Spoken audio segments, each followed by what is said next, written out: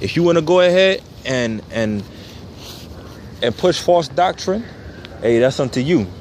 2 Peter chapter 3, verse 16. We're going to wrap this up. I don't know if I actually had stopped the video or not, but I'm going to go and read this last scripture again. 2 Peter chapter 3, verse 16. As also in all his epistles, Salakia, as also in all his epistles, speaking in them of these things, in which are some things hard to be understood, which they that are unlearned and unstable rest, as they do also the other scriptures unto their own destruction. The word rest means to have trouble, like wrestling, like you're fighting with it. The understanding of it. As also the other scriptures. What's within other scriptures? Doctrine.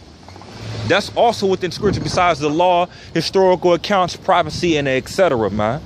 So guess what? If you wrestle with these understandings like doctrine, you do it with the rest of the scriptures or other scriptures until what? Your own destruction. So that's all I got to say for now, man. You know, I'll be out here tomorrow to go and teach and touch on other topics besides just getting on brothers to stay in the right lane and the right path, to warn brothers and to reprove and rebuke brothers. Because that's not all we're out here for. We also go into other things as well, too, besides just cursing people out. You know, we go into the prophecy to get our people prepared for what's about to come to this current world of society here in America and around the globe. Because we got destruction coming to America and around the earth. It's going to be millions of people that are going to be put to death by the Spirit of the Lord via these prophecies of deaths in different types of ways.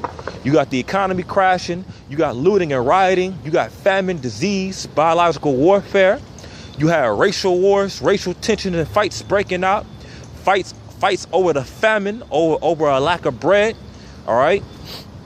You got martial law and the concentration, death and torture camps. And you have ultimately the nuclear destruction, which is World War III, or in the Bible known as Armageddon, or Hamageddon, or Hamageddon. All right, or I think that's how you say it. Lord, I'll touch up on my Hebrew in the blue letter tonight before I go out tomorrow if I mention that again.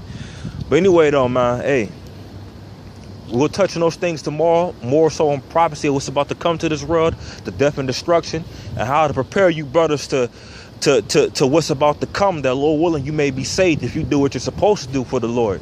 Because that's how you're going to be saved, man, by worshiping and serving the Most High in spirit, truth, faith, diligence to the best of your ability. All right?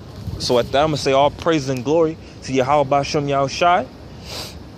Double honors to the elders of Great Millstone for laboring and ruling well, who have been honorable enough to be given the sound doctrine of understanding the Holy Bible, and only them down to the brothers who retain the sound doctrine beneath them, beneath those men in rank I'm referring to, all right? Because we know there's biblical rank throughout the Bible with the men of the Lord, like King David and the mighty men and etc. All right, so don't get it twisted. Ain't no men worship over here. And then all, because there ain't no idolatry over here, man. All right, don't get shit twisted and say that we kissing the elders' asses when we say double honors. And also salutations, props, and honors to you brothers out there who labor in sincerity and retain the sound doctrine to the best of your abilities, man. I say shalom.